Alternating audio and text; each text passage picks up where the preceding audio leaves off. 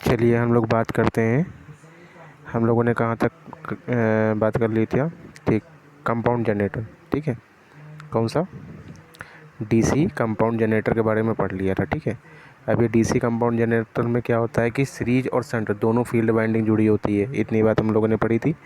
ठीक है, सीरीज और शंट दोनों फील्ड वाइंडिंग जुड़ी होती है। तो ये डीसी कंपाउंड जनरेटर जो होता है ये दोनों की तरह काम करता है। ठीक है, डीसी सीरीज जनरेटर और डीसी शंट जनरेटर दोनों की तरह काम करता है डीसी कंपाउंड जनरेटर। ठीक है, अब डीसी कंपाउंड जनरेटर जो होता है ये दो प्रकार का होता है। ठीक है, पहला कौन सा होता है? डिफरेंशियल कंपाउंड जनरेटर, और दूसरा कौन सा होता है? Cumulative compound generator. ये दो प्रकार का होता है। ठीक है, अब ये डिफरेंशियल कंपाउंड जनरेटर और कम्युलेटिव कंपाउंड जनरेटर ये दोनों भी कितने दो दो प्रकार के होता है। ठीक है, तो ये दोनों भी दो दो प्रकार का होता है, यानी कि डिफरेंशियल कंपाउंड जनरेटर भी दो प्रकार का होता है। पहला लॉन्ग शंट, पहला कौन सा होता है? लॉन्ग शंट जनरेटर, और दूसरा कौन सा होता है? Short shunt generator. ठीक है, तो डिफरेंशियल कंपाउंड जनरेटर दो प्रकार का होता है। ठीक है, लॉन्ग शंट जनरेटर और शॉर्ट शंट जनरेटर। ठीक है, उसी प्रकार से हम लोग बोलेंगे कम्युलेटिव कंपाउंड जनरेटर, ये भी दो प्रकार का होता है, लॉन्ग शंट जनरेटर और शॉर्ट शंट जनरेटर मतलब। ठीक है, तो मतलब डिफरेंशियल कंपाउंड जनरेटर भी दो प्रकार का होता है, long shunt generator, short shunt generator, यानी कि differential long shunt generator compound generator. ठीक है, differential short shunt compound generator, ये दो प्रकार का। इसी प्रकार से कम्युलेटिव कंपाउंड जनरेटर भी दो प्रकार का होता है, long shunt cumulative compound generator, short shunt cumulative compound generator. ये चीज़ इस लाइन का मतलब लिखा हुआ है, शॉर्ट में इतनी चीज़ें लिख दी हमने। ठीक है, तो कंपाउंड जनरेटर जो होता है डीसी कंपाउंड जनरेटर कितने प्रकार का होता है? दो प्रकार का होता है, पहला डिफरेंशियल कंपाउंड जनरेटर और दूसरा कम्युलेटिव कंपाउंड जनरेटर। ठीक है, और ये दोनों भी कितने प्रकार के होते हैं? दो दो प्रकार के होते हैं, एक होता है लॉन्ग शंट और दूसरा होता है शॉर्ट शंट। ठीक है, अब देखिए कि कम्युलेटिव कंपाउंड जनरेटर क्या होता है। ठीक है, कम्युलेटिव कंपाउंड जनरेटर क्या होता है? इसमें क्या होता है? इसमें सीरीज फील्ड वाइंडिंग का वायर जो होता है सीधे किससे जुड़ा होता है? आर्मेचर से जुड़ा होता है। ठीक है, तो वो हमारा क्या होता है? कम्युलेटिव कंपाउंड जनरेटर होता है। ये चीज़ याद रखनी है। अब कैसे याद रखोगे? फिगर से। अब डीसी जनरेटर वाले चैप्टर में फिगर नहीं बना है, इसका फिगर बना है डीसी मोटर वाले में। ठीक है, तो हम डीसी मोटर खोल लेते हैं। ठीक,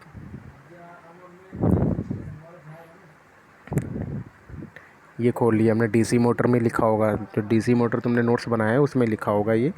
तो ये देखो वही चीज़ लिखी। इसी प्रकार से जिस हिसाब से डीसी जनरेटर में डीसी कंपाउंड जनरेटर जो होता है वो दो प्रकार का होता है। ठीक है, कम्युलेटिव कंपाउंड जनरेटर और डिफरेंशियल कंपाउंड जनरेटर। उसी प्रकार से मोटर में भी तुम पढ़ोगे, तभी तो मैंने बोला ये दोनों चैप्टर सेम है। जब ये दोनों चैप्टर कंप्लीट हो जाएंगे तब मैं क्वेश्चंस कराऊंगा, लेकिन तुम्हें क्या करना है, जैसे डीसी जनरेटर आज खत्म होगा उसके तुम क्वेश्चंस लगाना स्टार्ट कर दो। उसके बाद डीसी मोटर में पढ़ा दूंगा, उसके क्वेश्चंस लगाना स्टार्ट कर देना। मैं दोनों चैप्टर के साथ में क्वेश्चन कराऊंगा।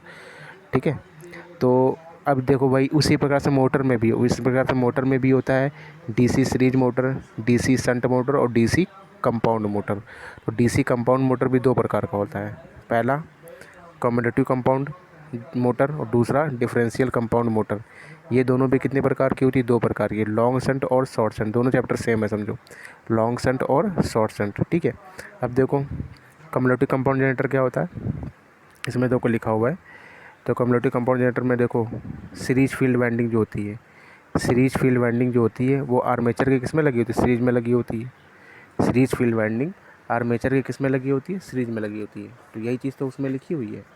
उसमें देखिए, उसमें डीसी जनरेटर वाले चैप्टर में कम्युलेटिव कंपाउंड जनरेटर में हमने थ्योरी लिखी है कि इसमें सीरीज फील्ड वाइंडिंग का जो वायर होता है सीधे आर्मेचर से जुड़ा होता है। तो देखो इसमें सीरीज फील्ड वाइंडिंग का वायर, ये वाला वायर जो होता है सीधे किससे जुड़ा है? आर्मेचर। ये जो हमारा है ये आर्मेचर है, ये क्या है? आर्मेचर है। ठीक है, तो ये हमारा क्या है? आर्मेचर है। ठीक है, तो सीरीज फील्ड वाइंडिंग जो है वो सीधे आर्मेचर के सीरीज में जुड़ा हुआ है। ठीक है, तो ये हो गया कम्युलेटिव कंपाउंड जनरेटर का या फिर कम्युलेटिव कंपाउंड मोटर का फिगर हो गया। ठीक है, अब डिफरेंशियल कंपाउंड जनरेटर क्या होता है? अब डिफरेंशियल कंपाउंड जनरेटर क्या होता है?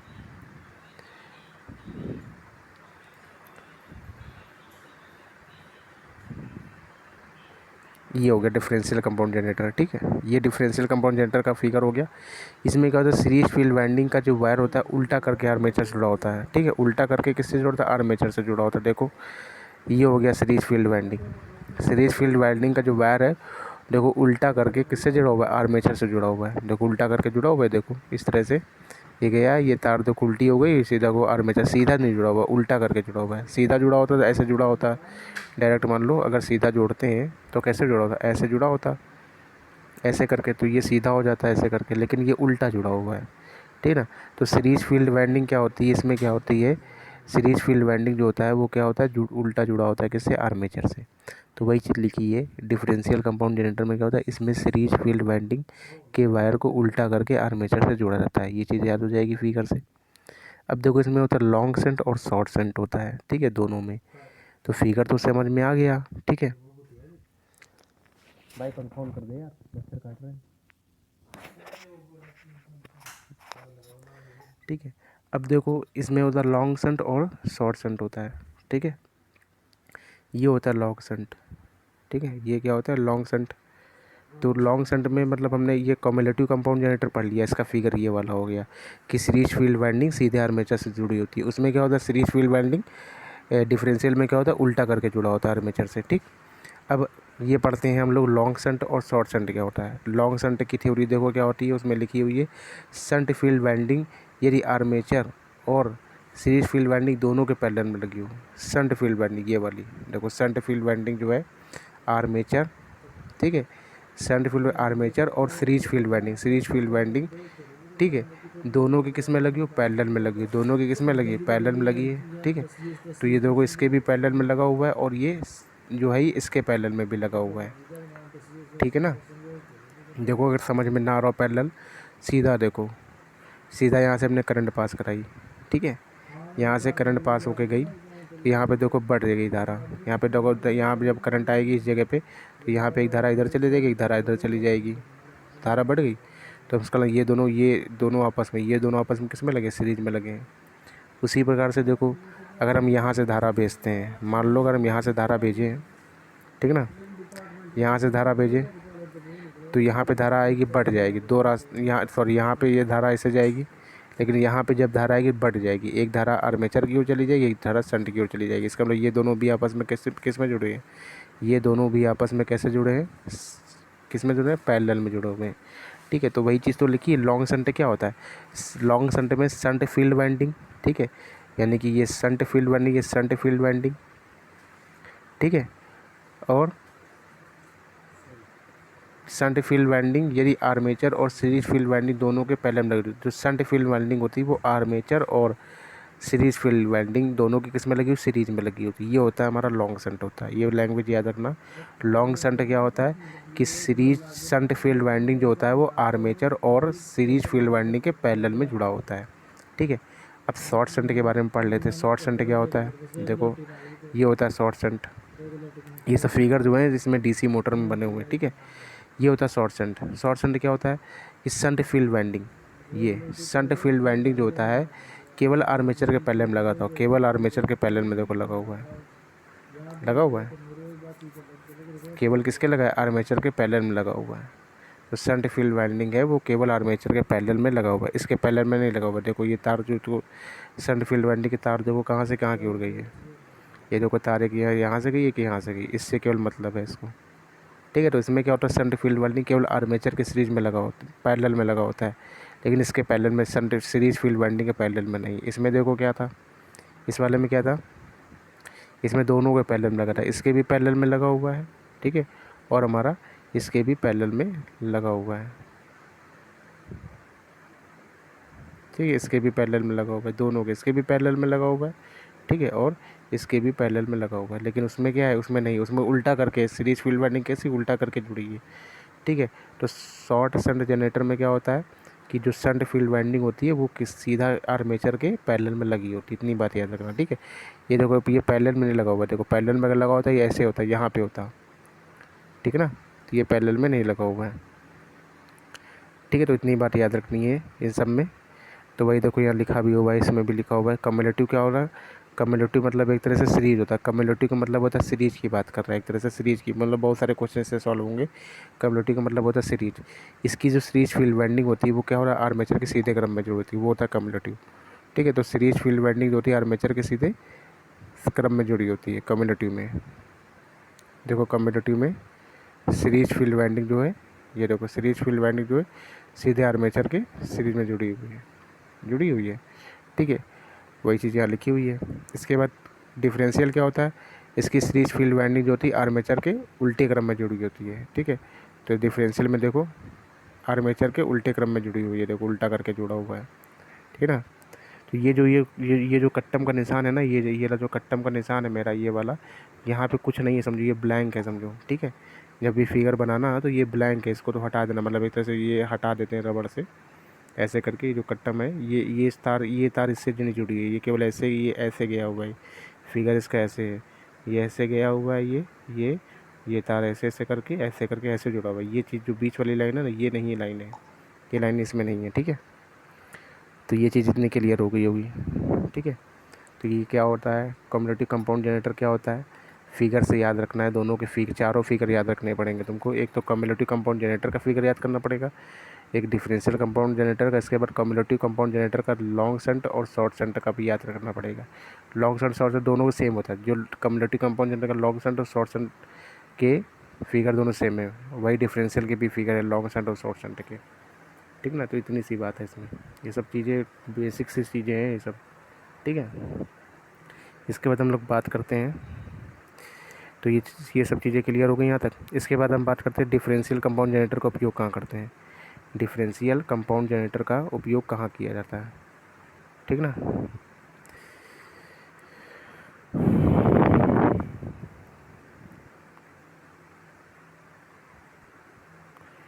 ठीक है, तो डिफरेंशियल का मतलब क्या होता है, पैरेलल, और कम्युलेटिव का मतलब क्या होता है, सीरीज। इसका मतलब होता है सीरीज और इसका मतलब क्या होता है, पैरेलल। ठीक है, इसका मतलब होता है पैरेलल और इसका मतलब क्या होता है, सीरीज होता है। ठीक, तो अब हम बात कर लेते हैं कम्युलेटिव का मतलब क्या होता है, सीरीज पैरेलल। तो इसका मतलब इसका उपयोग पैरेलल, यानी कि इसका मतलब डीसी शंट जनरेटर का उपयोग जहाँ जहाँ करेंगे वहाँ वहाँ डिफरेंशियल कंपाउंड जनरेटर का भी उपयोग किया जाएगा। ठीक है, एक तरह से मतलब ये तो सबसे बड़ी बात तो मतलब ये पूछा जाता है वेल्डिंग में किस जनरेटर का उपयोग करें, बहुत क्वेश्चन पूछा जाता है कि वेल्डिंग का उपयोग करने के लिए किस कंपाउंड जनरेटर का उपयोग करेंगे, तो डिफरेंशियल कंपाउंड जनरेटर का उपयोग करेंगे। ठीक है, तो वेल्डिंग के लिए हम लोग डिफरेंशियल कंपाउंड जनरेटर का उपयोग किया जाता है, ये याद करना क्वेश्चन। ठीक है, तो वेल्डिंग के लिए कौन से जनरेटर का उपयोग किया जाता है, डिफरेंशियल कंपाउंड जनरेटर का उपयोग किया जाता है। ठीक है, अब बात करते हैं कम्युलेटिव कंपाउंड जनरेटर मतलब सीरीज। ठीक है, तो सीरीज का मतलब क्या हो गया, जो सीरीज डीसी सीरीज मोटर जहाँ जहाँ उपयोग होती थी वहाँ वहाँ इसका भी उपयोग कर सकते हैं। ठीक है, तो इसका उपयोग कहाँ करेंगे, बैटरी चार्जिंग में करेंगे। ठीक है, लोड शिफ्टिंग में करा जाएगा, और इलेक्ट्रोप्लेटिंग में, इलेक्ट्रोप्लेटिंग जानते हो, एक धातु के ऊपर दूसरी धातु की परत चढ़ाना। ठीक है, लोड शिफ्टिंग का मतलब होता है लोड को एक स्थान से दूसरे स्थान को शिफ्ट करना होता है, लोड शिफ्टिंग होता है वो। ठीक ना, अब आर्मेचर रिएक्शन के बारे में पढ़ लेते हैं। ठीक है, किसके बारे में पढ़ लेते हैं, आर्मेचर रिएक्शन के बारे में पढ़ लेते हैं कि आर्मेचर रिएक्शन क्या होता है। एक इसमें वर्ड आता है जीएनए और एक आता है एमएनए। ठीक है, जीएनए का फुल फॉर्म याद रखना है, क्या होता है, ज्योमेट्रिकल न्यूट्रल एक्सिस। क्या होता है, ज्योमेट्रिकल न्यूट्रल एक्सिस जीएनए का फुल फॉर्म होता है। एमएनए का फुल फॉर्म क्या होता है, एमएनए का फुल फॉर्म होता है मैग्नेटिक न्यूट्रल एक्सिस। ठीक है, तो जीएनए का फुल फॉर्म होता है ज्योमेट्रिकल न्यूट्रल एक्सिस और एमएनए का फुल फॉर्म होता है मैग्नेटिक न्यूट्रल एक्सिस। ठीक है, अब देखो क्या होता है, अब जैसे मान लो ये हमारा है, ये हमारा नॉर्थ पोल है, ये हमारा साउथ पोल है, ये क्या है, आर्मेचर है, ये क्या है, आर्मेचर है। ठीक है, ये क्या है, हमारा आर्मेचर है।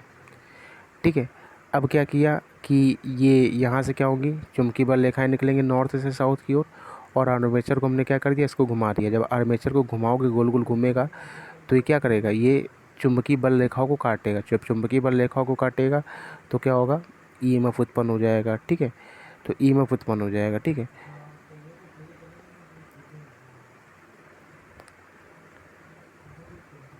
ठीक ना, तो इसके बारे में कुछ पढ़ लेते हैं पहले लैंग्वेज। देखो, मुख्य चुंबकीय क्षेत्र का आर्मेचर के चुंबकीय क्षेत्र में पड़ने वाला प्रभाव आर्मेचर रिएक्शन करता है। आर्मेचर रिएक्शन हमारा दो प्रकार का होता है। ठीक है, देखो ये जो सीधा होता है, पहले क्या होता है, पहले क्या होता है न्यूट्रल के, जैसे मान लो ऐसे जब हम आर्मेचर को नहीं घुमाते हैं, जब हम आर्मेचर को नहीं घुमाते हैं तो ये जो सीधी लाइन है, तो GNA और MNA दोनों सेम कंडीशन पे होते हैं। ये GNA की भी लाइन ऐसी सीधी होती है और MNA की भी लाइन ऐसे सीधी होती है, ठीक है। यानी कि एक ही लाइन में दोनों होते हैं, ठीक है। लेकिन जब हम इसमें क्या करते हैं, आर्मेचर को जब घुमाते हैं गोल गोल, तो जब आर्मेचर को घुमाते हैं गोल गोल, तो इसका जो MNA होता है, मैग्नेटिक न्यूट्रल एक्सिस, वो क्या होता है, थोड़ा सा इससे डिसबैलेंस हो जाता है। मतलब जैसे ये जैसे मान लो कि ये गोला है, मान लो ये आर्मेचर था, ये दोनों लाइनें मतलब एक क्रॉस कर रही थी एक के ऊपर एक। जब हमने इसको आर्मेचर को जब घुमाया, तो क्या हुआ कि दो ये भी घूमेगा ऐसे करके, ये भी ऐसे करके घूमेगा, ठीक है। तो क्या होता है, GNA और MNA दोनों क्या होती हैं, एक ही के ऊपर होती हैं। दोनों हमारी एक ही के ऊपर होती हैं। जब दोनों एक के ऊपर होती है, लेकिन क्या होता है, जो MNA होता है वो क्या होता है, थोड़ा सा क्या करना रहता है, वो पीछे खिसकने लगता है। मतलब इन दोनों का डिसबैलेंस बिगड़ जाता है, ठीक ना। तो एक आगे एक पीछे हो जाता है, ठीक है। तो GNA तो अपनी जगह पर रहता है, लेकिन MNA क्या होता है, अपना स्थान चेंज कर लेता है। तो वही चीज़ है, देखो है ये, देखो इस तरह से हमने घुमाया इसको, जब इसको गोल गोल घुमाया, जब आर्मेचर ऐसे ऐसे घूमने लगा, ऐसे करके जो घुमाया, तब क्या हुआ, चुंबकीय बल रेखा को काटा, GNA तो अपनी जगह रहा, ठीक है। ज्योमेट्रिकल न्यूट्रल एक्सिस जो है वो अपनी ही जगह रहा, लेकिन मैग्नेटिक न्यूट्रल एक्सिस जो होता है वो अपना स्थान क्या होता है, थोड़ा चेंजमेंट ला देता है, थोड़ा क्या होता है, स्थान GNA से उसका खसक जाता है, ठीक ना।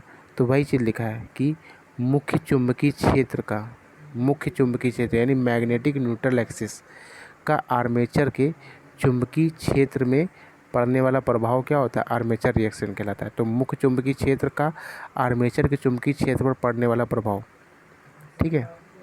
तो मुख्य चुंबकीय क्षेत्र का, ठीक है, ये MNA है, ठीक है, ये क्या है, MNA। तो मुख्य चुंबकीय क्षेत्र का आर्मेचर के चुंबकीय क्षेत्र में पड़ने वाला प्रभाव कहलाता है आर्मेचर रिएक्शन हमारा कहलाता है, ठीक है। तो आर्मेचर रिएक्शन हमारा ये कितने प्रकार का होता है, दो प्रकार का होता है। एक क्या होता है, क्रॉस मैग्नेटिक इफेक्ट होता है, एक होता है क्रॉस मैग्नेटिक इफेक्ट होता है, यानी कि चुंबकीय विलोम प्रभाव, विक्षोभ प्रभाव, चुंबकीय विक्षोभ ऐसे लिखा हुआ है, ठीक है, विक्षोभ प्रभाव, ठीक है। चुंबकीय विक्षोभ प्रभाव होता है, एक होता है डीमैग्नेटिज्म इफेक्ट, यानी कि विचुंबकन प्रभाव। ये सब चीज़ें तुम्हें बड़ी नई नई लग रही होंगी, लेकिन इसको पढ़ो, जब 1 से 10 बार पढ़ोगे, इसको 5 से 6 बार पढ़ लोगे, तब तुम्हें थोड़ा बहुत इसको फ्रेंडली महसूस करने लगोगे, ठीक है। तो क्या होता है, आर्मेचर रिएक्शन दो प्रकार। आर्मेचर रिएक्शन क्या होता है तो बता ही चुके तुमको, ठीक है। GNA और MNA एक लाइन में होता है। जब ये आर्मेचर को घुमाते हैं तो क्या होता है, ये GNA तो अपनी जगह रहता है, लेकिन MNA अपना स्थान चेंज कर लेता है। तो यही हमारा क्या आर्मेचर रिएक्शन है। आर्मेचर रिएक्शन देखो, ये इसको क्या बोलते हैं, इसको बोलते हैं आर्मेचर, इसको क्या बोलते हैं, आर्मेचर बोलते हैं, ठीक है, इसको बोलते हैं आर्मेचर। लेकिन रिएक्शन हो गए, मतलब ये MNA अपनी जगह से खसक गया, तो इसी को क्या बोल दिया, आर्मेचर रिएक्शन बोल दिया। तो ये दो प्रकार का मेनली होता है, ठीक है। तो वही चीज़ लिखी है, मुख्य चुंबकीय क्षेत्र का आर्मेचर के चुंबकीय क्षेत्र में पड़ने वाला प्रभाव आर्मेचर रिएक्शन करता है। ये सब नहीं पूछता है, ठीक है ना। तो ये पूछेगा आर्मेचर रिएक्शन कितने प्रकार का होता है। आर्मेचर रिएक्शन दो प्रकार का होता है। आर्मेचर रिएक्शन क्या होता है, मेन पॉइंट हमने बता दिया किस तरह से होता है, ठीक है। MNA जो है अपना स्थान बदल देता है, इसी वजह से क्या होता है, आर्मेचर रिएक्शन होता है, ठीक है। तो ये मेनली कितने प्रकार का होता है, दो प्रकार का होता है। एक होता है क्रॉस मैग्नेटिज्म इफेक्ट और दूसरा होता है डीमैग्नेटिज्म इफेक्ट, ठीक है। पहला हमारा क्या होता है, क्रॉस मैग्नेटिज्म इफेक्ट होता है, ठीक है, और दूसरा क्या होता है, डीमैग्नेटिज्म इफेक्ट होता है, ठीक। इसके बाद हम बात करते हैं ज़रा कि जब जनरेटर पर लोड बढ़ता है तो MNA GNA से कुछ अंश खस सकता है। देखो, मतलब कि जब DC जनरेटर की बात कर रहा है, अब जैसे जनरेटर में हमने लोड डाला, लोड का मतलब क्या होता है, कूलर पंखा ये सब चलाना, वही चीज़ होता है। जब जनरेटर पर लोड बढ़ाते हैं तो क्या होता है, MNA जो होता है GNA से कुछ अंश खसक जाता है। फिगर में देखो, कॉपी में MNA होता है वही तो खसक रहा है, GNA तो अपनी जगह रहा है। तो MNA जो होता है GNA से कुछ अंश खिसक जाता है, उसे क्या कहते हैं, जो खसक जाता है उसी को क्या बोलते हैं, उसी को हम लोग बोलते हैं क्रॉस मैग्नेटिज्म इफेक्ट बोला जाता है। तो ये बात समझ में आ गई कि क्रॉस मैग्नेटिज्म इफेक्ट क्या होता है, ठीक है। अब क्रॉस मैग्नेटिज्म इफेक्ट के कारण, अब ये क्रॉस मैग्नेटिज्म इफेक्ट हो गया। अब क्रॉस मैग्नेटिज्म इफेक्ट के कारण जो होता है, चुंबकीय क्षेत्र की दिशा में भी परिवर्तन होने लगता है, यानी कि MNA में भी क्या होता है, परिवर्तन होने लगता है, ठीक है। तो जिससे पोलों पर कुछ हिस्सा चुंबकीय क्षेत्र के दायरे से छूट जाता है, जिससे क्या होता है, पोलों पर कुछ हिस्सा जो होता है चुंबकीय क्षेत्र के दायरे से क्या हो जाता है, छूट जाता है, ठीक है।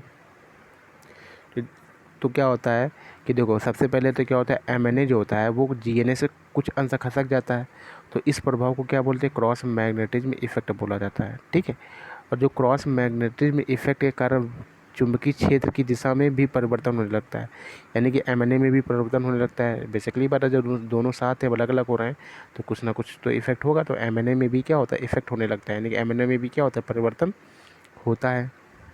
एमएनए में भी परिवर्तन होता है, जिससे पोलो का कुछ हिस्सा क्या होता है, चुंबकीय क्षेत्र के दायरे से छूट जाता है, चुंबकीय क्षेत्र के दायरे से छूट जाता है। मतलब देखो, जो हमारा आर्मेचर होता है वो इस तरह से होता है, ये आर्मेचर होता है। ठीक है, ये हमारे क्या होते हैं, ये हमारे मैग्नेट लगे होते हैं ऐसे करके। ठीक है, ऐसे करके हमारे क्या लगे होते हैं, मैग्नेट लगे होते हैं।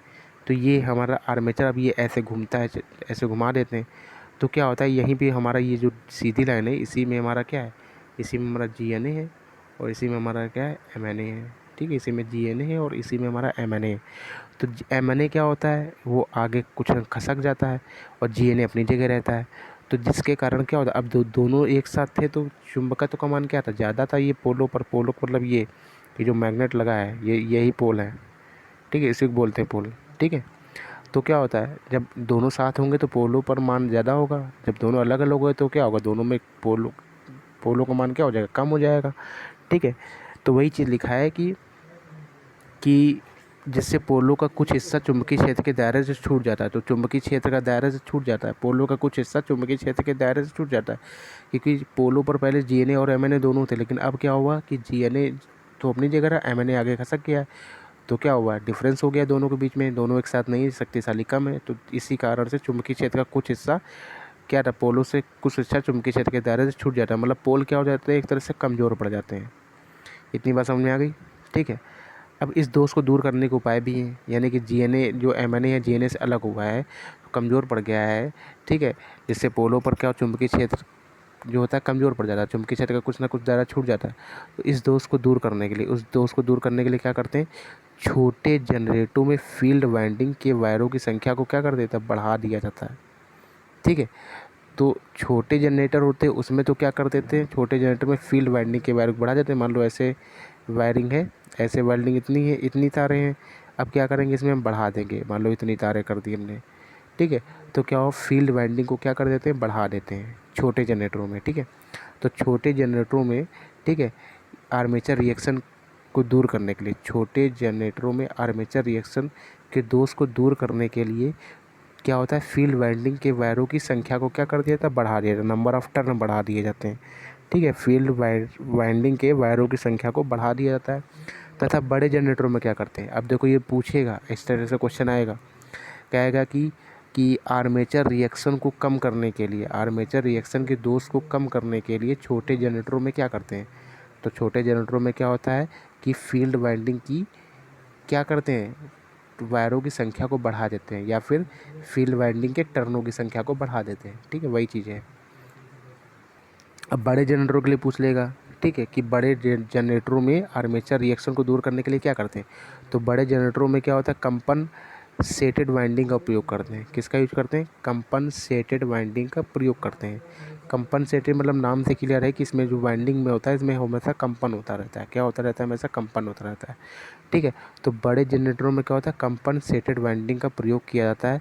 कंपन सेटेड वाइंडिंग को आर्मेचर की किस में जोड़ा जाता है, सीरीज में जोड़ा जाता है। ठीक है, तो ये क्वेश्चन पूछा जाता है। तो सबसे पहले पूछेगा कि बड़े जनरेटरों में आर्मेचर रिएक्शन को कम करने के लिए क्या करते हैं, कंपन सेटेड वाइंडिंग का प्रयोग किया जाता है। कभी कभी ये पूछ लेगा क्वेश्चन कि जनरेटर में जो कंपनसेटेड वाइंडिंग होता है वो आर्मेचर के कैसे लगाया जाता है, सीरीज में लगाया जाता है कि पैरेलल में लगाया जाता है। तो आर्मेचर के सीरीज में लगाया जाता है कंपनसेटेड वाइंडिंग। ठीक, तो याद रखना ये सब चीज़ें। ठीक है, तो कंपनसेटेड वाइंडिंग होता है आर्मेचर की सीरीज में जोड़ा जाता है। ठीक है, इसकी वाइंडिंग अब सीरीज में जोड़ा जा रहा है, अब बेसिकली बात है सीरीज में जोड़ा जा रहा है, तो हमने कहा था याद रखना ये बात। ठीक है, हमने बोला था पैरेलल से याद रखना, हमने तो पैरेलल से याद रखा है कि तुम मेरे पैरेलल खड़ी हो मतलब पतली हो, यानी पैरेलल में जो वायर होगा कैसा होगा, पतला होगा। तो सीरीज में क्या होगा, मोटा होगा। तो आर्मेचर के सीरीज में लग रहा है, आर्मेचर के सीरीज में लग रहा है, सीरीज में जोड़ा जाता है, इसका मतलब वाइंडिंग का वायर कैसा होगा, मोटा होगा। क्योंकि पैरेलल में पतला होता है, तो सीरीज में एक याद रखो, दोनों याद ना रखो, एक याद कर लिया दूसरा ऑटोमेटिक याद हो गया। तो सीरीज में वायर कैसा होगा, मोटा। जब वायर मोटा होगा तो टर्न कितने होंगे, कम होंगे। तो लपेटों की संख्या क्या होती है, कम लपेटें होती हैं। कम लपेटों में तो रेजिस्टेंस का मान भी क्या होगा, कम हो जाएगा। ठीक है, तो देखो एक पॉइंट से कितनी चीज़ें क्लियर हो जाती है। ये सब पूछा जाता है। जैसे कोई भी चीज़ है सीरीज में लगाई जाएगी, ठीक है, तो उसका वायर पूछ लेगा कि ये जैसे पूछ लेगा ये एक प्रोडक्ट है, उसको हमने सीरीज में लगाया तो उसका वायर कैसा होगा, तो उसका वायर हो जाएगा मोटा। इस तरह से क्वेश्चन पूछ लेता है। अभी क्वेश्चन सब कराएंगे तब ज़्यादा क्लियर होगा। ठीक है, जो कुछ चीज़ें हैं जो हमने पेंसिल से नोट डाउन की हुई है, जैसे बीच में क्वेश्चंस आ जाते हैं तो उसके लिए चीज़ें हमने नोट की है कि डीसी जनरेटर में, नहीं डीसी जनरेटर में उच्चतम दक्षता प्राप्त करने के लिए क्या करोगे। तो डीसी जनरेटर में उच्चतम दक्षता के लिए वेरिएबल लॉस और स्टे लॉस दोनों क्या होने चाहिए, बराबर होने चाहिए। एक परिवर्तनीय क्षति और नियत क्षति दोनों क्या होना चाहिए, आपस में बराबर होने चाहिए, तभी हमारी दक्षता क्या होगी, उच्च होगी। ठीक है ना। तो डीसी जनरेटर में, ठीक है, डीसी जनरेटर में, ठीक है, उच्चतम दक्षता के लिए वेरिएबल लॉस बराबर क्या होना चाहिए, स्टे लॉस होना चाहिए, यानी कि परिवर्तनीय क्षति बराबर नियत क्षति के होना चाहिए। ठीक है, अब देखो कि अगर दो जनरेटरों को समांतर में चलाने के लिए उनका वोल्टेज रेगुलेशन क्या होना चाहिए, सेम होना चाहिए। अब जैसे मान लो क्या होता है कि कभी कभी क्या होता है, मान लो एक जनरेटर हम चला रहे हैं। अब एक जनरेटर से क्या हो रहा है कि हमने किसी गेस्ट हाउस में जनरेटर चलाया, अब वो जनरेटर क्या हो रहा है कि लोड नहीं ले पा रहा है। मान लो कि हमने उस जनरेटर की क्षमता है कि 4 कूलर चलाने की, लेकिन उसमें क्या लग गए हैं, 6 कूलर लग गए हैं, तो उसकी क्षमता नहीं है अकेले सहने की, तो उसके पैरेलल में एक जनरेटर लगाते हैं। ठीक है, तो उस जनरेटर के पैरेलल में दूसरा जनरेटर चालू कर देंगे, जिससे कि क्या हो जाएगा, हमारा लोड सह लेगा वो। ठीक है, तो वही चीज़ कह रहा है, अगर दो जनरेटर को समांतर क्रम में चलाने के लिए क्या करना चाहिए, दो जनरेटर को समांतर क्रम में अगर चलाना है तो हम देखेंगे कि दोनों जनरेटरों का वोल्टेज रेगुलेशन कैसा होना चाहिए, समान होना चाहिए। ठीक है, जब दोनों जनरेटरों का वोल्टेज रेगुलेशन समान होगा तभी हम दोनों जनरेटर को चला पाएंगे पैरेलल में। ठीक है, तो दो जनरेटरों के समांतर में चलाने के लिए क्या नियम होना चाहिए, दो जनरेटरों को समांतर में चलाने के लिए उनका वोल्टेज रेगुलेशन क्या होना चाहिए, समान होना चाहिए, उनका वोल्टेज रेगुलेशन समान होना चाहिए। ठीक है, अब देखो, अब ये क्वेश्चन आता है कि डीसी जनरेटर में उत्पन्न जो विद्युत भाग बल उत्पन्न होता है, ईएमएफ जो उत्पन्न होता है उसका सूत्र क्या होता है। तो ईएमएफ जो उत्पन्न होता है इसका सूत्र होता है, बहुत इंपॉर्टेंट सूत्र है, बहुत पूछा जाता है। ई बराबर क्या होता है, phi Z N P upon में 60 है। ठीक है, याद रखना है। ई बराबर होता है, ईएमएफ का सूत्र होता है phi Z N P upon में 60 ए। फाई का मतलब क्या होता है, फाई का मतलब होता है फ्लक्स। फ्लक्स को किस में मापते हैं, वेबर में नापते हैं। जेड का मतलब क्या है, आर्मेचर में चालकों की संख्या। जेड क्या होता है, आर्मेचर में चालकों की संख्या को बोला जाता है जेड। तो जेड किसको बोला जाता है, जेड किसको बोला जाता है, आर्मेचर में चालकों की संख्या को बोला जाता है। एन क्या होता है, एन होता है स्पीड, और स्पीड किस में नापते हैं, आरपीएम में। ठीक है, ठीक है, तो एन क्या होता है, एन हमारा होता है स्पीड होता है। एन क्या होता है, स्पीड, और स्पीड को किस में नापा जाता है, आरपीएम में मापा जाता है। स्पीड को किस में मापा जाता है, आरपीएम में। ठीक है, तो और पी क्या होता है, पी होता है पोलों की संख्या। पी क्या होता है, पोलों की संख्या के कितने पोल हैं, 4 पोल है, 3 पोल है, 2 पोल है। अब जैसे हमने भी फिगर बनाया था ये, तो कितने पोल थे, 4 पोल थे इसमें। ठीक है, वही होता है पी, मतलब पोल कितने हैं। ठीक है, और एक है समांतर पथों की संख्या, एक है समांतर पथों की संख्या। तो ये चीज़ें बिल्कुल बेसिकली याद होनी चाहिए। डीसी जनरेटर में ईएमएफ का सूत्र क्या होता है, यही डीसी जनरेटर में ईएमएफ का सूत्र होगा, और डीसी मोटर में भी यही सूत्र होगा। डीसी जनरेटर पढ़ लो तो समझो एक तरह से डीसी मोटर ख़त्म। ठीक है, 90% चीज़ें वही हैं डीसी मोटर में भी। ठीक है, तो दोनों चैप्टर सेम है समझो। ठीक है, कुछ चीज़ें डिफरेंस है बस, तभी तो बोल रहा हूँ मोटर में बड़ा कन्फ्यूजन होता है, इसलिए मोटर का बहुत रिवीजन करना चाहिए। ठीक है, ये सब जनरेटर ट्रांसफार्मर सब बहुत, और 30 नंबर कम से कम पक्के हैं तुम्हारे, समझ लो सीटीआई में। इसलिए कायदे से पढ़ लो, ख़त्म भी हो जाएगा ये सब। सीटीआई में सिलेक्शन तुम्हारा हो जाएगा 100%, मुझे विश्वास है। ठीक है, बस जब पेपर देने जाओगे तो हम एक ट्रिक भी बता देंगे तुमको, सारे क्वेश्चन कैसे अटैम्प्ट करने हैं, क्योंकि नेगेटिव मार्किंग तो होती नहीं इसमें। ठीक है, तो पूरे के पूरे 100 क्वेश्चन अटैम्प्ट मारने हैं। ठीक है, मैथ वगैरह पढ़ते रहो, बिल्कुल हल्का लेवल का मैथ पूछा जाएगा। ठीक है, बाकी मैथ भी स्टार्ट करने वाले हैं, आराम से मैथ भी स्टार्ट करेंगे। ठीक है, क्योंकि जो तुम वो राकेश यादव सर से पढ़ रही हो, तो वो तुम्हें क्या है कि पूरा एसएससी लेवल का पढ़ा रहे हैं। ठीक है, मतलब हाई टेक चीज़ें पढ़ा रहे हैं, मतलब वो तो बेसिक तो बताते ही हैं, बाकी बहुत हाई चीज़ें बताते हैं। तो उतना तो हाई रेलवे में पूछता नहीं है। तुम्हारा टारगेट क्या है कि रेलवे हो गया, मतलब केवल ज़्यादा ज़्यादा रेलवे का पेपर देना है, क्योंकि ITI कंप्लीट हो गया। अभी लोको को पायलट की भी वैकेंसी आएंगी, तो उसमें मैथ वगैरह तो पूछा ही रहता है। लोको पायलट का सिलेबस बता ही रखे हैं तुमको, ठीक ना। तो ये तुम मैथ ऐसे भागो नहीं। अभी तुम मतलब कि हम तुमको बता तो दिए हैं ITI पढ़ो, ठीक है। सब टारगेट जो है वो तो रखो, बहुत अच्छी बात है, ठीक है, ठीक है। लेकिन जो मैथ वगैरह, मैथ और रीजनिंग तुम्हें बहुत स्ट्रॉन्ग करनी है, समझ लो। अगर रेलवे में भी अगर सिलेक्शन पाना है ITI के थ्रू, तो उसके लिए मैथ और रीजनिंग इंपॉर्टेंट बहुत है। थ्योरी तो इंपॉर्टेंट है ही, क्योंकि थ्योरी केवल पासिंग मार्क का होता है। पासिंग मार्क ले या बस, उसको मेरिट में नहीं जुड़ता है नंबर, ठीक है, ITI का। लेकिन इसमें क्या होता है कि मैथ और रीजनिंग स्ट्रॉन्ग है, तो देखो तुम्हें बता ही चुके सिलेबस पूरा, क्योंकि पहले पेपर का नंबर नहीं जुड़ता, दूसरे पेपर का, केवल दूसरे पेपर से मेरिट बनती है पार्ट ए से, जो 100 नंबर का पेपर होता है, ठीक है। तो फाई क्या हो गया, फाई हो गया फ्लक्स के वेबर में। जेड क्या हो गया, आर्मेचर में चालकों की संख्या हो गई।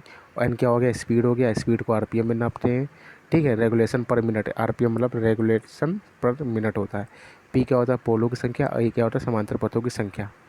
अब इस सूत्र से ही हमने निकाल लिया क्या है, इस सूत्र से ही जो ई है, जो इस सूत्र से ई जो है वो फाई और एन के क्या है, फाई के और एन के समानुपाती है, जेड और पी के भी समानुपाती है। तो इसी सूत्र से हमने निकाल लिया कि जो ई है, जो ई है हमारा, वो क्या है, ई जो है फाई और एन के क्या है, समानुपाती है, ठीक है।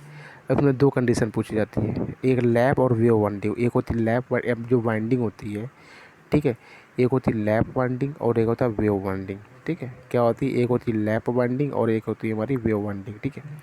जो लैप वाइंडिंग होती है, ठीक है, जो लैप वाइंडिंग होती है उसमें क्या होता है, ए बराबर पी होता है। ए बराबर लैप वाइंडिंग में क्या होता है, ए बराबर पी होता है। और वेव वाइंडिंग में हमेशा समांतर पथों की संख्या क्या होती है, 2 होती है। ऐसे पूछेगा कि DC जनरेटर में, ठीक है, DC जनरेटर में वेव वाइंडिंग की गई है, DC जनरेटर में वेव वाइंडिंग की गई है, तो उसमें समांतर पथों की संख्या बताइए। तो ए क्या होता है, समांतर पथों की संख्या। तो वेव वाइंडिंग में हमेशा, ठीक है, वेव, ठीक है, वेव वाइंडिंग में, ठीक है, अगर वेव वाइंडिंग में हमेशा समांतर पथों की संख्या ए का मान कितना होता है, 2 होता है।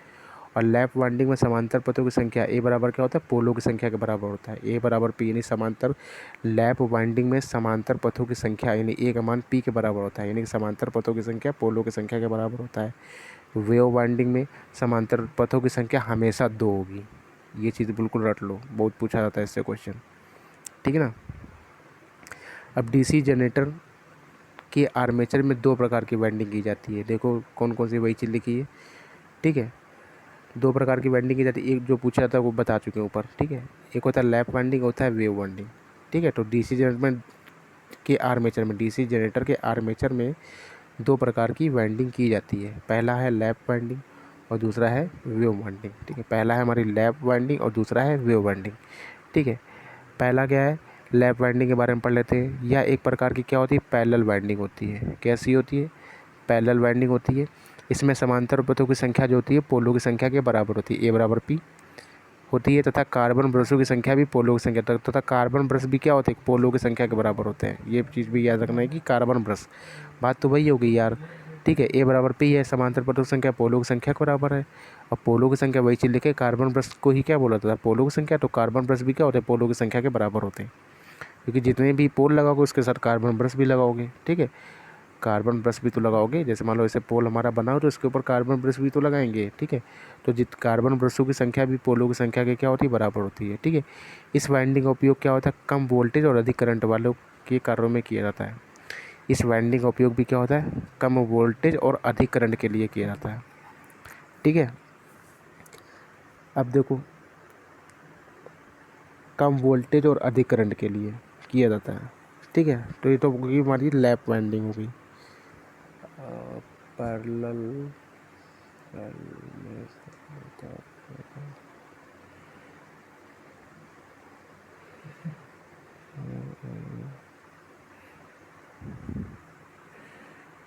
ठीक है। अब बात करते हैं हम लोग वेव वाइंडिंग की, किसकी बात करते हैं, वो वेव वाइंडिंग। यह एक प्रकार की कैसी वाइंडिंग होती है, सीरीज वाइंडिंग होती है, ठीक है। ये याद रखना, ठीक है। लैप वाइंडिंग जो होती है, लैप वाइंडिंग जो होती है वो हमारी कैसी होती है, पैरेलल वाइंडिंग होती है।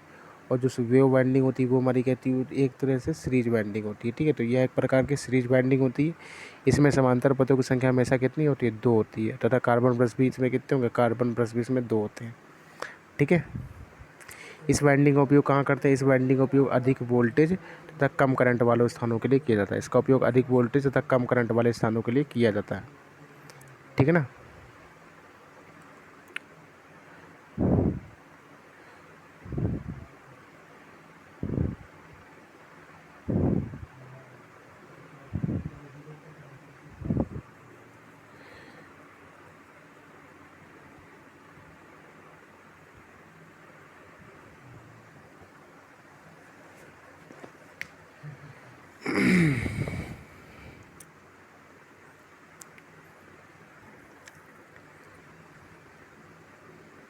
देखो ये चीज़ याद करने की देखो है तरीका है। देखो किस में जुड़ा है? पैरेलल में। पैरेलल वाइंडिंग होती है। पैरेलल मतलब तो मेरे पैरेलल खड़े मतलब पतली हो, मतलब पतला वायर प्रयोग करेंगे। वायर पतला होगा, वायर पतला होगा तो बेसिकली बात है, जब वायर पतला होगा रेजिस्टेंस का मान उसका क्या होगा? कम होगा। रेजिस्टेंस का मान क्या होगा? कम। तो करंट कैसी जाएगी? ज़्यादा। ठीक है, रेजिस्टेंस कम मोटा होगा, पतला तार है तो मतलब रेजिस्टेंस कम, इसका मतलब करंट क्या हो? ज़्यादा। जब करंट जब ज़्यादा होगी तो वोल्टेज क्या हो जाएगा? कम हो जाएगा। वी बराबर क्या होता है? I R. ठीक है, वी बराबर क्या होता है? I R. ठीक है, तो जब करंट ज़्यादा होगी तो वोल्टेज का मान क्या हो जाएगा? कम हो जाएगा। ठीक है, अगर वी बराबर कंपेयर ऐसे कराओगे तो ऐसे गलत हो जाएगा तुम्हारा। ठीक है, तो ऐसे समझ लो कि पैरेलल वाइंडिंग है। पहला मतलब पतला तार है, पतला तार है तो उसमें करंट कैसी जाएगी? अधिक। जब करंट अधिक जाएगी तो वोल्टेज क्या हो जाएगा? कम हो जाएगा। ठीक है, उसी प्रकार से सीरीज का तुम याद कर सकते हो। ठीक है, अब हम बात करते हैं कम्यूटेशन। किसकी बात करते हैं? कम्यूटेशन की बात करते हैं।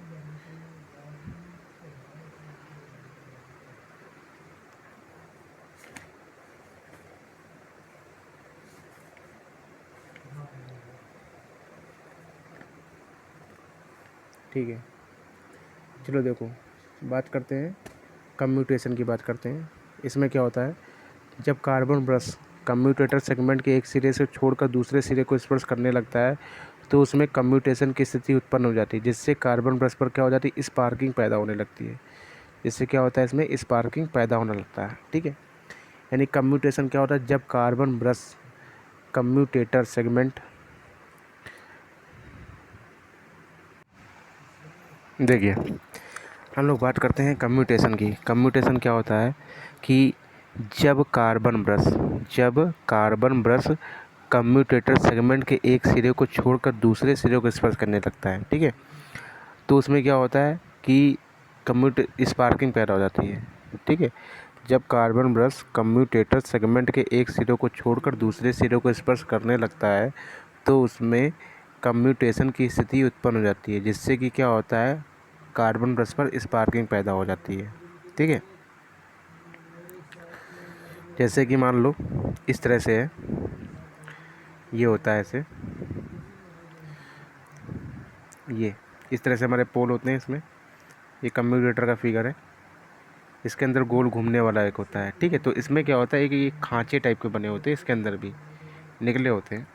तो ये जब गोल गोल ऐसे घूमता है तो क्या होता है? ये हमारे मैग्नेट से टकराएंगे। तो वही चीज़ लिखा है, जब कार्बन ब्रश कम्यूटेटर सेगमेंट के एक सिरे को छोड़कर दूसरे सिरे को स्पर्श करता है। अब पहले इसको पहले टच किया, इसके बाद इसको टच किया।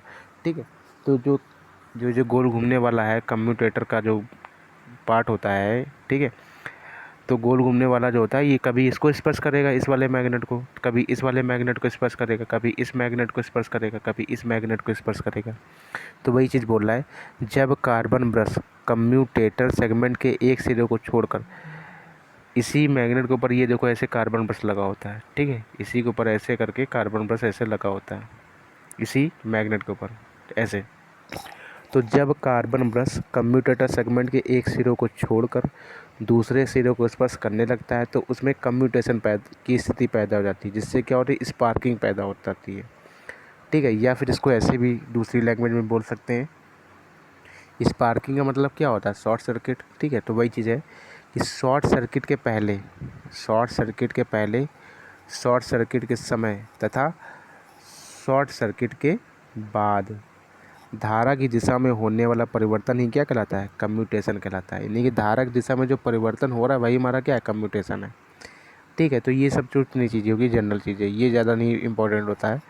ठीक है, इंपॉर्टेंट क्या है तो समझ में आ गया तुम्हें कि कम्यूटेशन क्या होता है। मतलब कि कार्बन ब्रश जो होता है उसको घूमने लपाटता है, एक सेगमेंट को छोड़कर दूसरे सेगमेंट को स्पर्श करता है, तो क्या होता है इसमें कम्यूटेशन आ जाता है। तो कम्यूटेशन आ जाता है तो उससे क्या होता है? स्पार्किंग पैदा हो जाती है। ठीक है, तो ये जो स्पार्किंग होती है, ये सब चीज़ें जो होती है 2 प्रकार की होती है। ठीक है, तो ये जो कम्यूटेशन होता है हमारा कितने प्रकार का होता है? कम्यूटेशन हमारा 2 प्रकार का होता है। पहला होता है हमारा स्मूथ कम्यूटेशन। पहला क्या होता है? Smooth commutation. और दूसरा क्या होता है? Rough commutation. ठीक है, पहला होता है हमारा स्मूथ कम्यूटेशन और दूसरा हमारा होता है रफ कम्यूटेशन। ठीक है, तो पहला हो गया स्मूथ कम्यूटेशन और दूसरा हो गया रफ कम्यूटेशन। स्मूथ कम्यूटेशन क्या होता है? जब धारा की दिशा में परिवर्तन क्या होता है? बहुत धीमी गति से होता है। ठीक है, तो स्मूथ कम्यूटेशन क्या होता है? जब धारा की दिशा में परिवर्तन जो होता है बहुत धीमी गति से होता है, तो वो हमारा कौन सा परिवर्तन होता है? स्मूथ कम्यूटेशन होता है। रफ कम्यूटेशन क्या होता है? धारा की दिशा में परिवर्तन कैसा होता है? तेज़ी से होता है। धारा की दिशा में तेज़ी से परिवर्तन होता है तो उसको बोलते हैं रफ कम्यूटेशन। ठीक है, तो 2 प्रकार का होता है। एक होता है जो हमारा एक होता है स्मूथ कम्यूटेशन और दूसरा होता है रफ कम्यूटेशन। स्मूथ कम्यूटेशन क्या होता है? धारा की दिशा में परिवर्तन बहुत धीमी गति से होता है। और रफ कम्यूटेशन क्या होता है? धारा की दिशा में परिवर्तन क्या होता है? बहुत तेज़ी से होता है। ठीक है, अब देखो रफ कम्यूटेशन।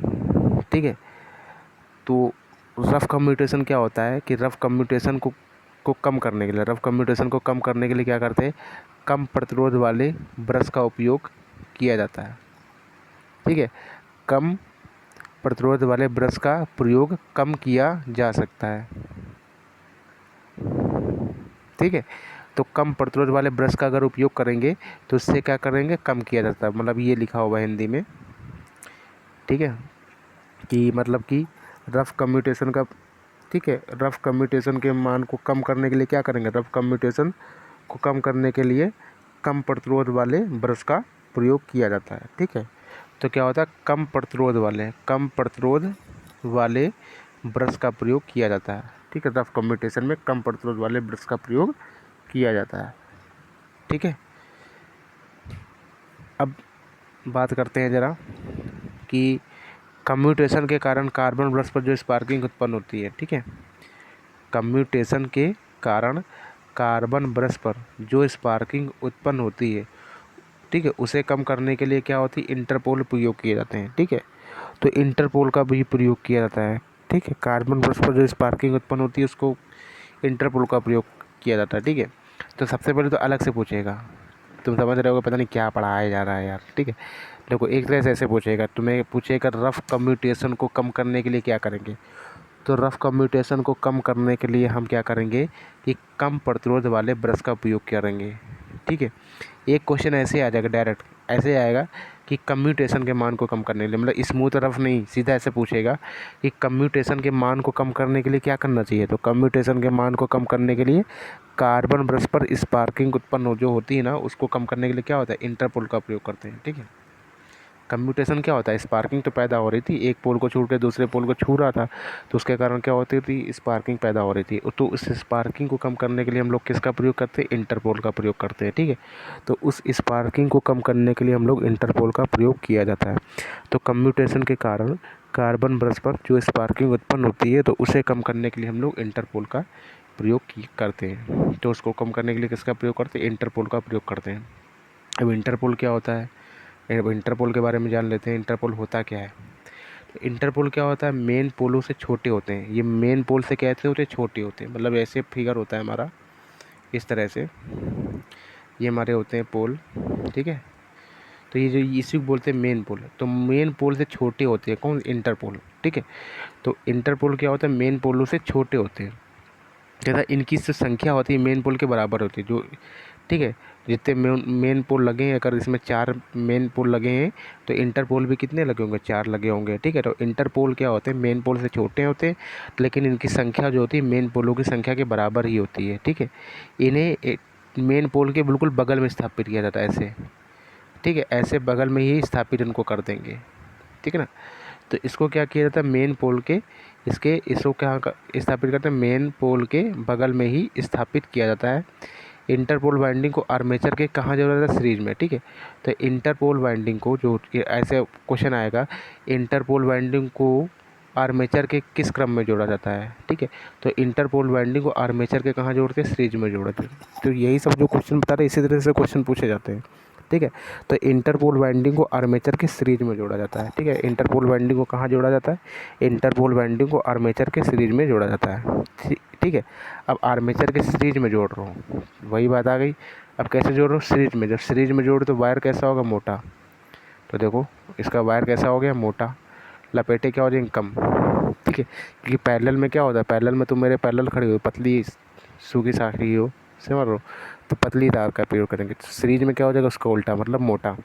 ठीक है, तो क्या हो, इस वाइंडिंग का वायर जो होता है कैसा, मोटा होता है। इस बार जब 6 महीने बाद तुमको देखें ना हम, तो खाते पीते करके लगना, समझे। तो इस वाइंडिंग का जो वायर होता है वो कैसा होता है, मोटा होता है। इस वाइंडिंग का वायर मोटा, कम लपेट की संख्या वाला होता है। जब वायर मोटा होगा तो लपेटे क्या होगी, नंबर ऑफ टर्न क्या होंगे, कम। जब नंबर ऑफ टर्न कम होते हैं तो इसका मतलब रेजिस्टेंस का मान भी क्या हो जाएगा, कम हो जाएगा। ठीक है, क्योंकि जितने ज़्यादा कम टर्न होंगे उतना रेजिस्टेंस क्या होता है, कम होता है। इतनी बात क्लियर हो गई। ठीक है, अब लॉसेस की बात कर लेते हैं। ठीक है, ये जो लॉसेस है ना, ये लॉसेस हमारे यही डीसी जनरेटर में यही लॉस होंगे, डीसी मोटर में भी होंगे, ट्रांसफार्मर, जितनी मोटर हैं, ट्रांसफार्मर हो गया, सिंगल फेज मोटर हो गया, 3 फेज मोटर हो गया। ठीक है, जितनी भी मोटर हैं, जनरेटर है, सब में लॉसेस यही होते हैं। 3 प्रकार के लॉसेस होते हैं। ठीक है, तो लॉसेस हमारे किस रूप में होते हैं, ऊष्मा के रूप में होते हैं। सबसे पहली बात, जो लॉसेस होते हैं हमारे किस रूप में होते हैं, ऊष्मा के रूप में होती हैं। ठीक है, जब ऊष्मा के रूप में, ऊष्मा की इकाई क्या होती है, वाट। तो इसको मापने की इकाई क्या है, वाट हो गई, क्योंकि ऊष्मा की इकाई क्या है, वाट है। ठीक है, डीसी जनरेटर में मुख्यतः कितने प्रकार के होते हैं, निम्न प्रकार के। डीसी जनरेटर में मुख्यतः निम्न प्रकार के लॉस होते हैं। ठीक है, कौन कौन से, कॉपर लॉस, आयरन लॉस और mechanical loss. Copper loss, iron loss और मैकेनिकल मतलब यांत्रिक लॉस। तो ये लॉस तो हमने इसमें इतना बता दिया, बता के निकल जाएंगे आगे। इसका डिटेल सॉल्यूशन हम लोग देखेंगे, मतलब इन तीनों का डिटेल थ्योरी हम लोग देखेंगे डीसी मोटर में, कि लॉसेस के बारे में। ठीक है, वैसे भी लॉसेस तुम वैसे पढ़ चुके हो, ट्रांसफार्मर वगैरह पढ़ा चुके हो, उसमें सब लॉसेस पढ़ चुके हो। ठीक है, अब इसमें कुछ पॉइंट है, 1 लाइनर क्वेश्चन है, जो हमसे क्वेश्चन फंसे होंगे उसके रूप में पॉइंट को नोट किया है, कि जो वायर के ऊपर जो इंसुलेशन होता है। ठीक है, वायर के ऊपर जो इंसुलेशन होता है वो किस पर निर्भर करता है, वो हमेशा वोल्टेज। ऐसे मान लो ऐसे वायर है हमारा, ठीक है, ये प्रकार हमारा वायर है। अब ये वायर के ऊपर क्या होता है, इंसुलेशन है, इसी को बोलते हैं इंसुलेशन, ऊपर वाले को। तो ये जो इंसुलेशन है वो किस पे निर्भर करेगा, वोल्टेज पे निर्भर करता है। और जो इंसुलेशन के अंदर जो तार होती है, ये किस पे निर्भर करता है, ये हमारा करंट पर निर्भर करता है। ठीक है, किस पर निर्भर करता है, हमारा करंट पर निर्भर करता है। ठीक है, तो वही चीज़ लिखा हुआ है, वायर के ऊपर चढ़ा हुआ जो इंसुलेशन होता है वो हमेशा किस पर निर्भर करता है, वोल्टेज पर निर्भर करता है। तथा इसके अंदर का जो कंडक्टर होता है, कंडक्टर मतलब तारें जो इसके अंदर पड़ी होती हैं, वो किस पर निर्भर करता है, वो धारा पर निर्भर करता है। ठीक है, अब देखो सबसे अच्छी बात है, मोटर की रेटिंग किस में की जाती है, तो मोटर की रेटिंग हमेशा किस में करते हैं, एचपी में करते हैं। ठीक है, मोटर की रेटिंग जो है हमेशा एचपी में करते हैं। जनरेटर की रेटिंग जो होता है वो किलोवाट में करते हैं।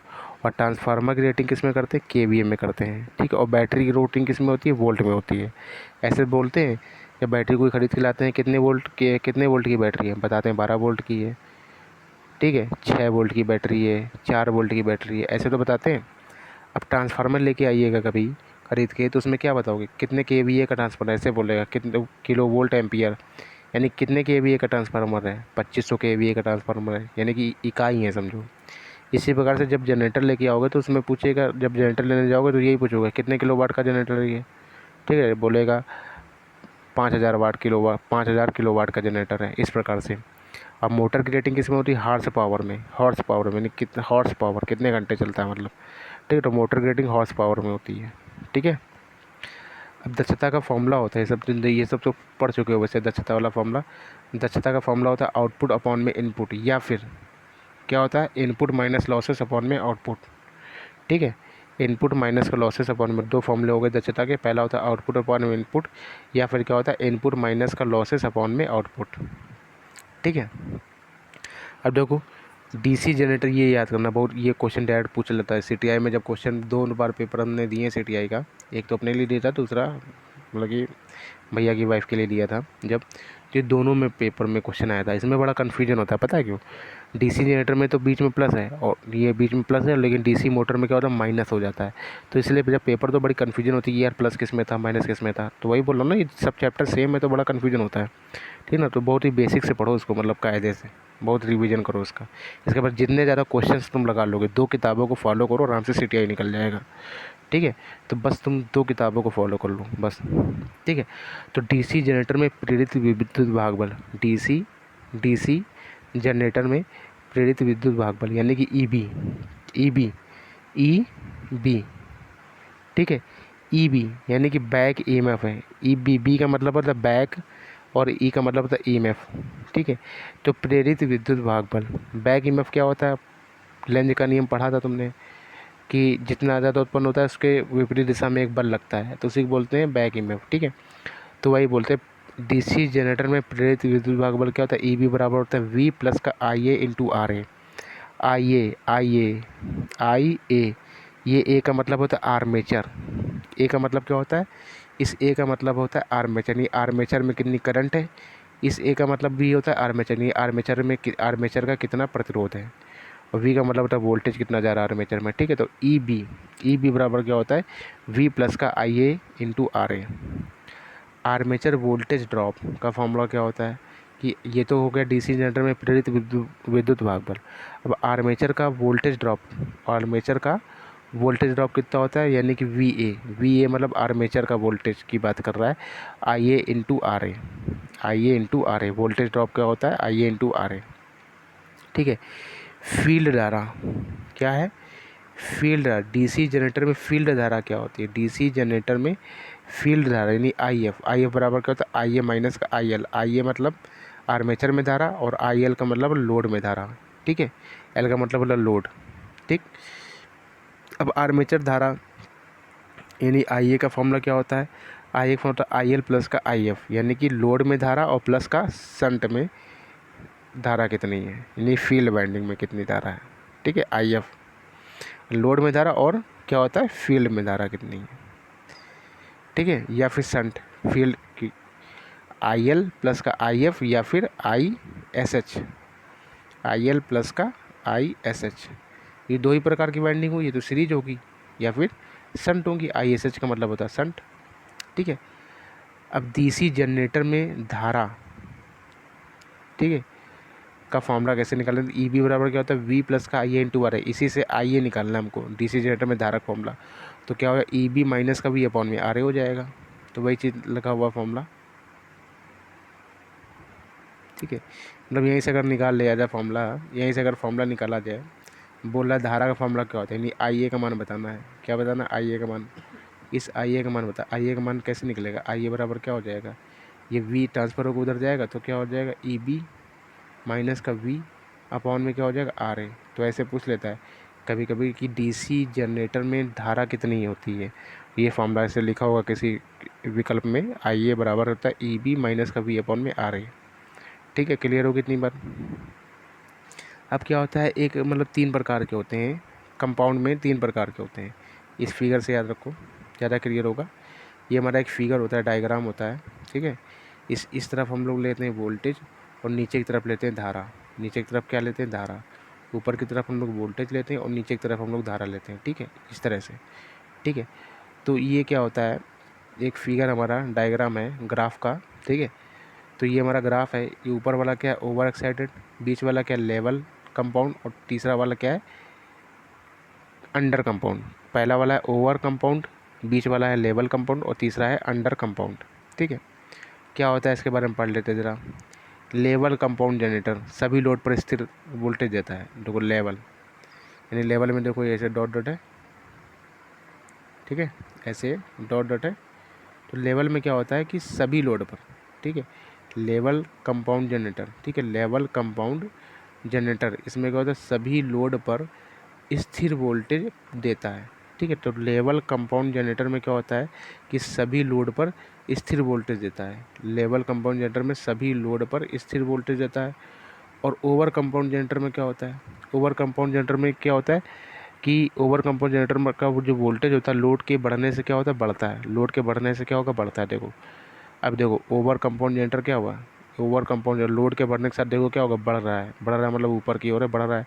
लेवल कंपाउंड जनरेटर में स्थिर रहता है तो देखो बीच में स्थिर है, ठीक है। लोड बढ़ने के साथ भी क्या होता है, लेवल कंपाउंड जनरेटर का वोल्टेज स्थिर रहता है।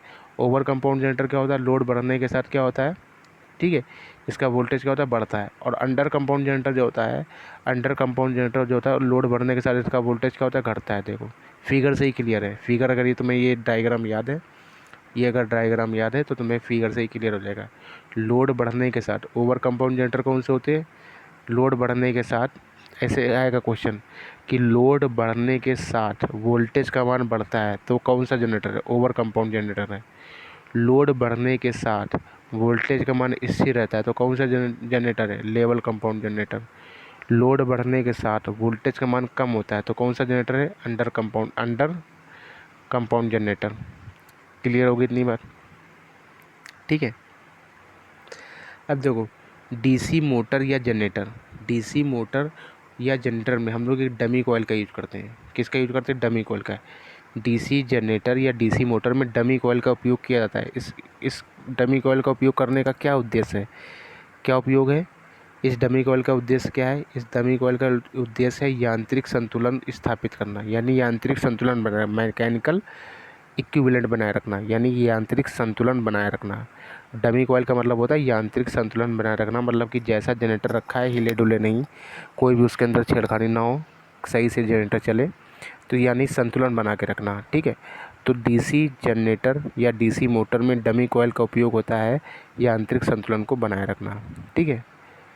अब जो डीसी जनरेटर में जो फील्ड पोल होते हैं, ठीक है, जो पोल्स होते हैं वो किसके बनाए जाते हैं, कॉपर के बनाए जाते हैं। किसके बनाए जाते हैं, कॉपर के बनाए जाते हैं, ठीक है। माइका का उपयोग जो होता है, माइका का उपयोग कहाँ करते हैं, ठीक है। जो माइका है, माइका का उपयोग हम लोग कम्यूटेटर बनाने में करते हैं, ठीक है। ये कटा हुआ है, ठीक है, इधर का कम्यूटेटर कटा हुआ है, इस तरह से लाइन लिखा है कि माइका का प्रयोग कम्यूटेटर बनाने में करते हैं, ठीक है। माइका का उपयोग कहाँ करते हैं, माइका का उपयोग कम्यूटेटर बनाने में किया जाता है, ठीक है। माइका का उपयोग कहाँ किया जाता है, कम्यूटेटर बनाने में किया जाता है। योक यानी जो बॉडी होती है, जो सबसे बाहर की जो बॉडी होती है, ठीक है, कोई भी मोटर हो सबसे बाहर का जो पार्ट होता है वो होती है योक। जो बॉडी होती है किसी भी मशीन की जो बॉडी होती है, ठीक है, जो डीसी जनरेटर में, ठीक है, उसको किसका बनाया जाता है, ढलवा लोहे का बनाया जाता है, सॉफ्ट आयरन का बनाया जाता है, ढलवा लोहा, ठीक है। ढलवा लोहे का जो बॉडी होती है, बॉडी हमारी किसकी बनी होती है, ढलवा लोहे की बनी होती है, ठीक है। जनरली ये पूछेगा अगर तो, ऐसे बड़ी मशीनों छोटी मशीनों को बता रखे हैं बॉडी किसकी बनी होती है, ठीक है। तो जो बॉडी होती है ढलवा लोहे के बने होता है। नाम से के लिए कार्बन ब्रश किसके बनाए जाते हैं, कार्बन के बनाए जाते हैं। कार्बन ब्रश किसके बनाए जाएंगे, कार्बन के बनाए जाएंगे, ठीक ना। तो ये हमारा डीसी जनरेटर का चैप्टर फिनिश हो गया है। अभी पूरी तरह से फिनिश नहीं हुआ, इसमें लॉसेस वगैरह जो बताने हैं वो हमारे कहाँ बताएंगे, डीसी मोटर में बताएंगे। डीसी मोटर जब खत्म हो जाए दोनों चैप्टर फिनिश हो जाएंगे। इसके बाद कुछ पॉइंट और हम एक्स्ट्रा लिखवाएंगे जो इस कॉपी में नहीं लिखे हुए हैं, ठीक है ना। तो इस चैप्टर के बाद तुमने कुछ जगह छोड़ी होगी, अगर जगह ना छोड़ी हो तो उसको पन्ना लिख के बढ़िया चिपका लेना, ठीक है। तो कुछ एक्स्ट्रा पॉइंट भी लिखाएंगे जब दोनों चैप्टर फिनिश हो जाएंगे तब बाद में लिखवाएंगे, ठीक है। चलो आज के लिए इतना ही रखते हैं, ठीक है। तो ये डीसी जनरेटर ख़त्म हो गया, अब डीसी मोटर कल फिनिश कर डालेंगे, ठीक है। चलो bye, good night. Good night का आएगा, तुम तो मॉर्निंग में देखोगे, ठीक है ना। चलो बाय।